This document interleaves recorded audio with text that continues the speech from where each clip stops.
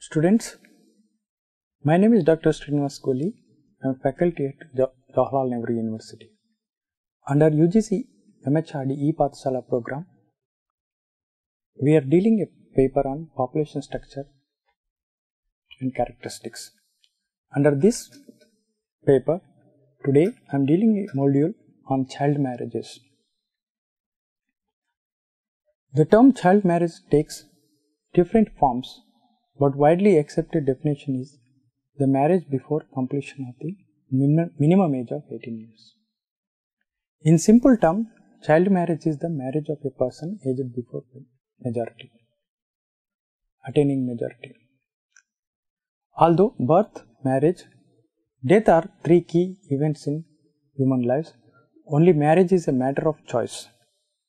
The right to exercise that choice was recognized as a principle of law even in historical times and has long been established in international human rights. It was derived from the Article 1 of the Convention on the Rights of Child. Article 1 Convention on the Rights of Child in 1918. In 1945, the United Nations Charter under the Universal Declaration of Human Rights reaffirmed a faith in fundamental human rights and encouraged for fundamental freedoms without distinction between sexes. Thus, the Convention on Elimination of Discrimination Against Women provides for the prohibition of child marriage in Article 16.3. The Universal Declaration of Human Rights, the United Nations 1948 recommendation on minimum age of laws around the world. If we look at the top 20 countries with the highest rates of child marriage, India stands around in the middle of these 20 countries. But the more disappointing thing is, India stands above the Somalia and many other African countries like Nigeria and Democratic Republic of Dominican Republic. This tells that the condition of women in India are worse. The status of women is very low. And the child marriage is a serious social and public health issue. If you look at the top 10 countries with the highest absolute number of child marriages, India stands above. And Bangladesh, which has the second highest, but we are way behind the Bangladesh. Although according to 2001 census, we have a child marriages of 30.2% at below 18 years, but the more worse is the around 14% of marriages are also happening below 10 years and as worse as 2.3% of marriages are happening below 10 years. If we calculate the tempo of child marriages in India, according to census, we see every hour there is a 150 child marriages happening in India. Per minute there are 3 marriages and per day it more than 3,603 marriages. So more than 3,603 marriages per day. And if you look at yearly and monthly, this number of marriages which heading is more than a population of even some countries. If you look at the top 7 states which contributing more than 70% of child marriages to the country, which includes Rajasthan, West Bengal, Jharkhand, Bihar, Tripura, Madhya Pradesh and Andhra Pradesh, which have highest prevalence of child marriage, whereas Rajasthan has the highest prevalence of child marriage, followed by West Bengal and Jharkhand. There are also, if you look at the top 20 districts which are having the highest number of child marriages, majority of these districts belong to the empowered action group states or backward states like Rajasthan, Uttar Pradesh, Jharkhand and UP. If you look at the change in the female child aged marriage in India in selected major states, over the period we have considerable change in the child marriages. But hardly we see any kind of convergence in this change in child marriages, aged marriage in India. The aged marriage in India, if you look at the geographical spread, still mean aged marriage, though the mean aged marriage, the spatial pattern looks better because most of the states are having above national averages, but the district level pattern shows that there is a cultural continuum in terms of prevalence of child marriage. There are the three clusters which we see in the prevalence of the child marriages. One cluster, if you look at the districts properly, one cluster is at the western side of the state, which is followed by which is comprises of the eastern Rajasthan and Gujarat, and one is on the eastern side of which comprises Jharkhand, West Bengal and parts of Bihar, and one is in the South India, which is the former Telangana and Andhra Pradesh, which includes the northern part of Karnataka and southern part of Maharashtra. If you look at the percentage of contribution of child marriage by male female, as per the 2011, 83% of child marriages are contributed by females, only 17% are contributed by males. And if you look at the same figure for the recent years, that is 2007 to 2011, we have seen 87% of the child marriages are coming from the females and only 12% are contributed by men. So when it comes to child marriages, there is a major problem is the female child marriages, that is the girl child marriages. And if you look at the rural-urban distribution of child marriages, the 75% of child marriages are contributed by the rural areas, whereas only 25% is contributed by the urban areas. Even in the recent years, the contribution of rural areas even further rises, and it stands at the 82%, whereas the rural areas contribute 18%.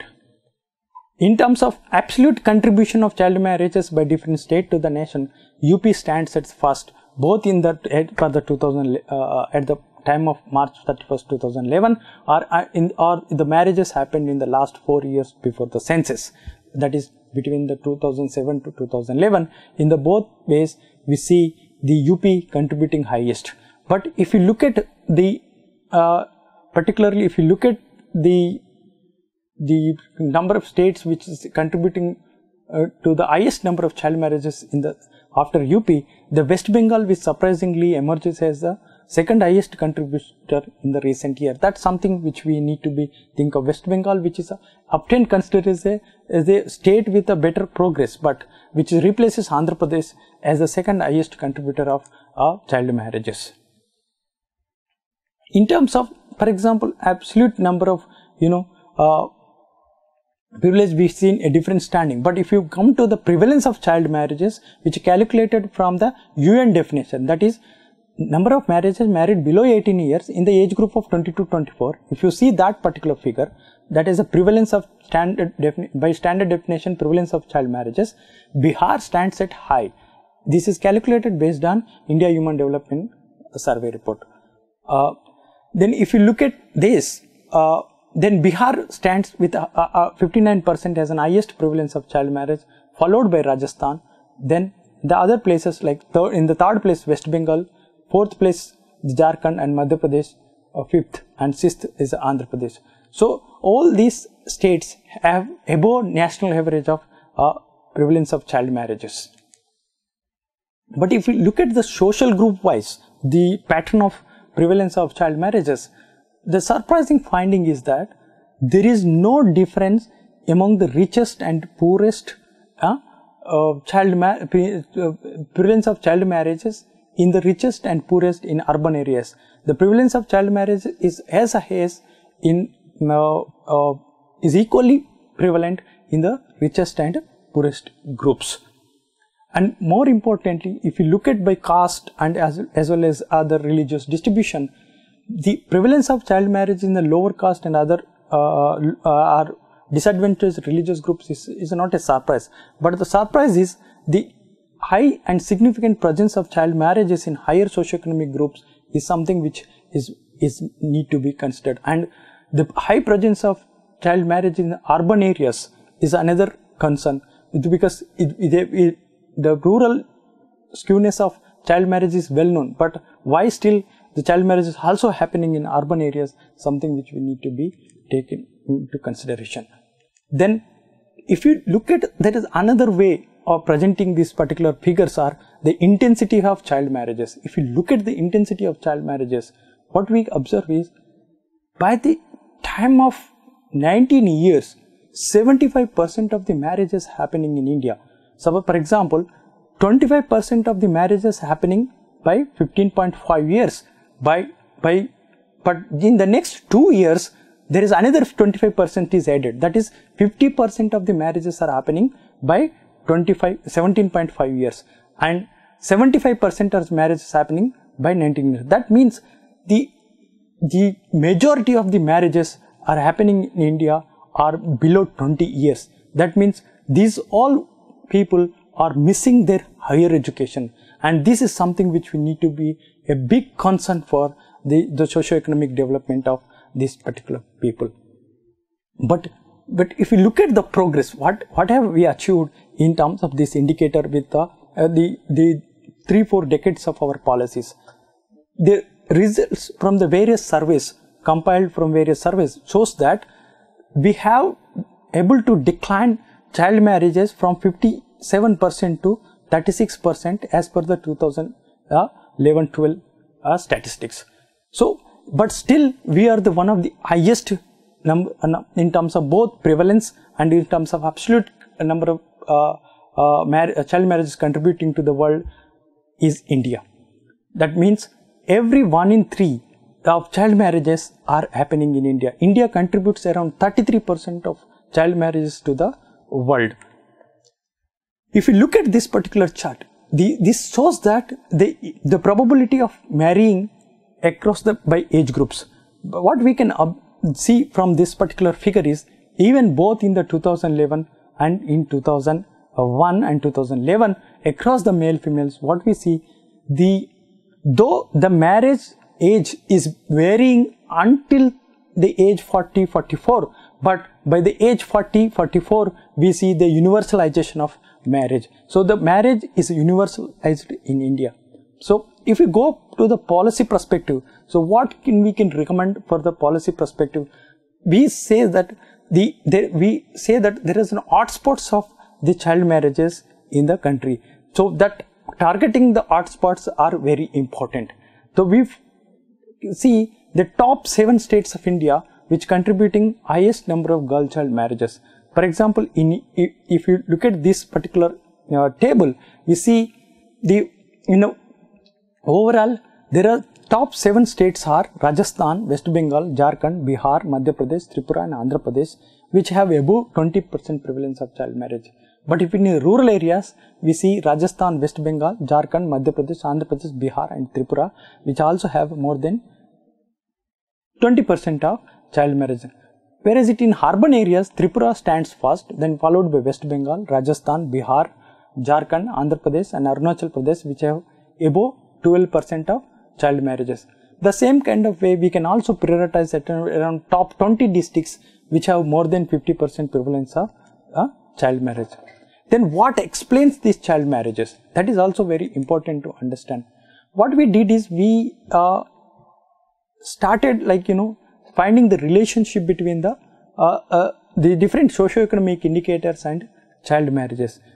We see this, what we found is none of the socio-economic so-called the developmental indicators like per capita NSDP, that is net state domestic product, or population below poverty line, or share of urban population, or female literacy, none of them have a very strong correlation with the prevalence of child marriage, except the female literacy rate, which has a reasonable level of correlation, that is 0.44, but it's not a strong correlation until it crosses 0.6 or 0.7. So what we find is that none of the socioeconomic parameters which we so-called development indicators, which do not have a good relationship with the child marriage. That means that even if these parameters improves, we don't give guarantee that child marriages will go down. Even we have seen the relationship with the other female agency indicators like female empowerment indicators like female workforce participation and sex ratios. What we find is even the child marriage is also not associated with this indicator. So that means even female workforce participation also does not give a guarantee that the child marriages will go down. Then what is the consequences of child marriage? That is also very important to learn the consequences of child marriages. Child marriages huge socio-economic consequences. For example, if you look at one by one the child marriages have huge demographic consequences. They affect the fertility choices, early childbearing and bigger family size, and they affect on nutritional status, they affect on maternal and child health status. Particularly marrying early will prevent the growth of the women because she conceives at early ages and it will prevent their physiological growth, and which is also contribute in turn to the poorer nutritional status. And marrying early will prolong the reproductive span, which also ultimately contributed to more number of children. And also marrying early will result into poor maternal and child health outcome because women is physiologically not ready to bear children. So in that age, if she start bearing the children, it's possible that she is not only deteriorates her own health, but also it harms their children's health. And child marriages also have an effect on the socio-economic factors. For example, early marriages affects the educational attainment. The marriages most often is a reason for the dropout from the schools. And marriages also affects the workforce participation because if you are early dropout from school, your skills are poorly improved, or you have a poor access to education and skills. That will put the girl child at the entering into low profile jobs or low wage jobs, which prevents their economic prospects. And also the lesser education, lower participation in the work also contribute to the poor agency and autonomy, which ultimately also contributes to the lower socioeconomic developments at the household level, because women's contribution to household income becomes less. That also reduces the prospects of households economic development, which further results into poor savings and poor capital formation, and poor savings also result into poor capital formation at the state level, which further, because we know that women is half of the population, and then if half of the population have a poorer skills and lesser participation in the economic activities, which ultimately affects the economic prospects of a country. So therefore, preventing child marriage is very important. For example, if you go through some of the reports of the recent reports, which says that child marriages contribute to as high as 1.7% of the GDP loss for the country, which adds more than 1,60,000 live births, the additional live births for the country in the in the preceding 5 years. The welfare cost from the population growth, education spending by governments, and earning losses of women and girls are only some of the economic costs of child marriage considered to date. But our estimates show that the magnitude of this combined cost is very high. For example, even from other countries, it shows that Nigeria, these costs are as high as $25 billion from now to 2030. So, what finally we say that child marriage is not just a gender or human rights or moral issue, but it has also a huge socio-economic and public health issue and demographic issue. Therefore, prevention of child marriage is must for better progress of a country. So, what should be the way forward for eliminating child marriages? The first way forward is bringing priorities into action. We have seen that none of the socio-economic indicators, like at the state level, either it is per capita GDP or the poverty or employment or education, none of these indicators have a strong correlation with the child marriage. Therefore, just by improving these indicators, if we think that we can avoid the child marriage, and that is new. So therefore, we need to have a perfect way forward to eliminate the child marriages. The first important is legal and political actions. Among the legal and political action, strengthening the legal system is the important. Particularly publicize the practices proven effective against the child marriages.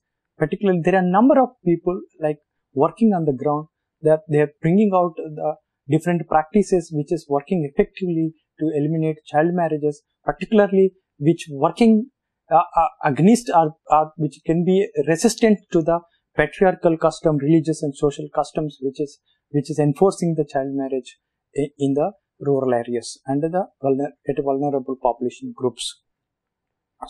So enforcing legal rights at multiple levels is the important, and breaking nexus between the parents and community leaders and police. That is also one of the important factors that emerged from the ground level literature, that there will be a nexus which is operating between parents, community and community leaders and police. That when the police fear to interfere into the community practices, religion, social practices, and the parents also in turn give money to the police and community leaders to avoid the legal actions against the child marriages. And sometimes even reporting child marriage itself is a big problem, because parents fear to legal consequences and reports the child marriage. Even girls fear of the legal consequences and against the parents and fear to report the child marriage. So this nexus, breaking the nexus and strengthening the police system to work as a watchdog for the action of practice of child marriage is very important. And among that, top political leaders should speak against the child marriage and state losses due to child marriage, because this attention, because now what we have seen is, though the practice is widely spread, but we don't have any top leaders is coming forward and saying against the child marriages. That need to be done. Otherwise, this message of the practice against the child marriages will not spread into the mass population. And also plan measures accordingly, cultural contiguity rather than geographical specific boundary. We have seen there are 3 cultural contiguity in India. One is at the borders of Rajasthan or Madhya Pradesh and the Gujarat, where a specific cultural contiguity which is operating and with different practices of child marriages are happening. For example, at different festivals and some religious ceremonies, we have widespread practice of child marriage. For example, Natta system in Rajasthan. So, and also if you come to the down south, we have Devadasi system, which both in the Telangana and in the northern Karnataka and southern Maharashtra, we have a widespread practice of Devadasi, which is a age-old cultural practice, but still that this kind of practice is still persisting, and which is reducing aged marriages for female children and promoting the higher number of child marriages in this region. And if you go to the other side, in the eastern side, we have boundaries between the states like Bihar, Uttar Pradesh, Jharkhand and West Bengal, which combinedly forms another cultural contiguity where the child marriages are practiced. There it is basically, it's a poor socioeconomic status is a major reason for the child marriage. So this geographical context need to be understood to formulate the policies for the eliminating the child marriages. Also, the second is the school level engagement. School level engagement is very important, because most of these children at the time of marriages are enrolled in the schools, and they're school going children. So if the schools get given some kind of legal actions by government, particularly to the teachers, to rescue the children and report to the government about the prospective child marriages and bring the children to the legal protection, is prevents the child marriage. And mandatory gender rights awareness is another important program. Like for example, we have to introduce the gender rights and awareness on gender rights in the school and curriculum, at particularly secondary level, so that girls knows their rights and they can protest against the child marriages, and mobilize active engagements of men and boys against the child marriage. Not only sensitizing girls, but it will be also important to sensitize the boys against the child marriages. That is also helps. These all can be done at the school level. Then Another important is the research and advocacy and media, role of research, advocacy and media. There are a lot of research on the child marriages, how the practices are happening, how the cultural contiguities are working around, how there is a nexus between police, parents and other but we are failed to bring that particular information to the policy level. Therefore there should be the convergence between what researchers do in the advocacy, and the media should have a bigger role in bringing this particular information to the policy level. So effective advocacy and strong collaboration among the stakeholders is required. That is media, researchers and the policy makers. And there should be a large scale. Today the technology is very important. We can use the technology to